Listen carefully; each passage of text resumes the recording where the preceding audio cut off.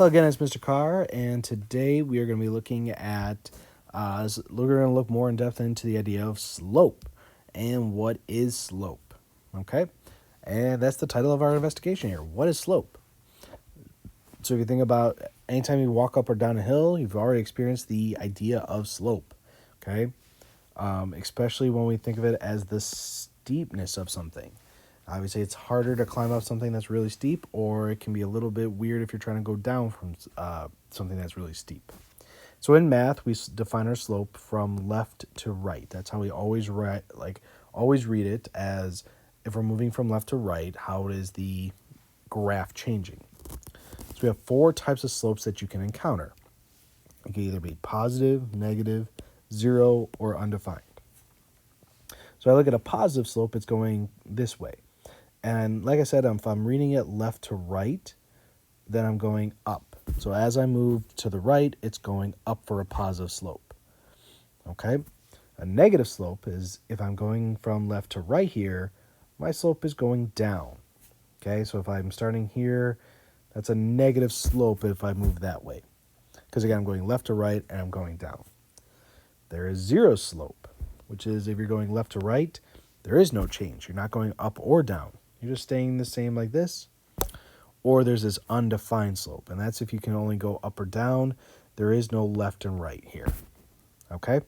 These two we'll talk about in a different lesson. Okay, but right now we're just going to talk about what is slope and how do we get it. So here's one method of finding slope. It's always the measure of how steep a line is. We're going to think of it as rise over run. You've probably heard of that, but we look at rise as being in the y direction. When we rise, we go get up. So rise over run, we're going to say rise is in the y direction like that. Run is in the x direction here. It's going left to right. So here's a couple of examples. In this case, if I go from here, looking on here, let's say that we moved to the right 4 and we went up 2. So we would do the rise, which is 2, over the run, which is 4. If we simplify it, that goes to 1/2. Okay, so since that's 1/2 is positive, we are going uphill. If we look at the second example here, okay, my rise, as I go left to right, my rise is technically a -5 because I'm going down as I go left to right. Okay, so it's a -5 over 3. So since that's negative, you're going downhill. That's what we're trying to say with that. So I'm going to pause the video. I want you to come up with these two right here. Okay, now that you're back, hopefully you said your rise was a -1, your run is 5, so your slope is a -1 over 5. Over here, your rise is a +3, your run is a +2, so your slope is a +3 over 2. Well, these are just kind of like little triangles, but we can also apply these to a coordinate grid. So I want you to find the slopes of all these cases by doing the rise over run. And once again, I'm going to let you try to answer that on your own. And now that you're back, if I look at this one here, again, I want to read them from left to right. So as I go left to right, I'm going, didn't want to do that. I'm going down 2. So my rise is -2, and then it goes 1, 2, 3 to the right. So my slope is a -2/3. Okay, if I look from A to B, I'm going left to right. That means I'm going up 2.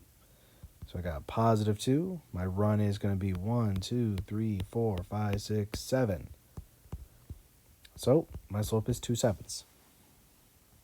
And that's it. That's all we're trying to identify from these 2 points, like the slope of that line right there and the slope of that line right there that passes through those 2 points.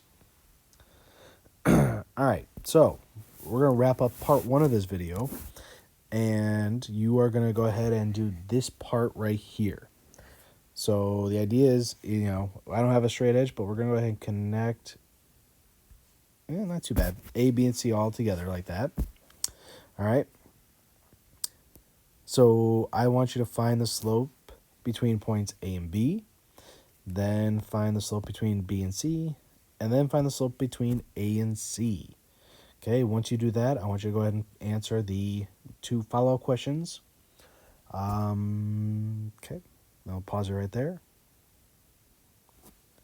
Okay, now that you're back, if I look from A to B, and again, I'm going left to right, that is going to go right here.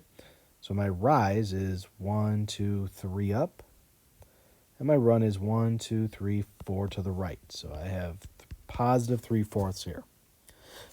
B to C, I'm going 1, 2, 3, 4 to the right, 1, 2, 3 up. So I have a rise of 3 and a run of 4. So once again, I have 3/4. Okay, going from A to C, I'm going to go for rise. I got 1, 2, 3, 4, 5, 6 up. And then 1, 2, 3, 4, 5, 6, 7, 8 to the right. So I have 6 over 8, which is the same as 3/4. So what does that tell you about this relationship? Well, hopefully when you look at this, you can see that we have a linear relationship because we have that constant slope. So here's one big thing. Slope is the same as a constant rate of change. Okay? So what can you conclude about the slope of this line looking at your results in parts B through D? It's 3/4. It's all the same.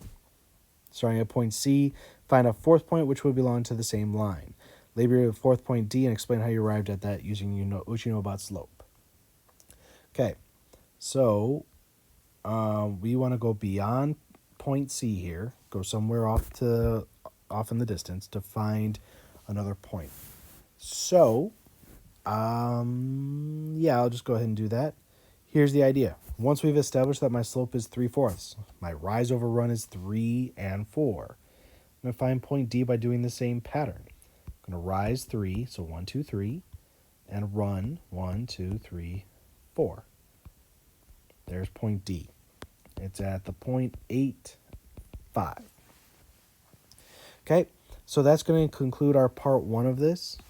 We'll go ahead and once you have a good chance to get this down, and if you need to, go back and do this, play pause again until you get it right. But we'll continue with our slope in the next video. Okay, I will talk to you later. Thank you.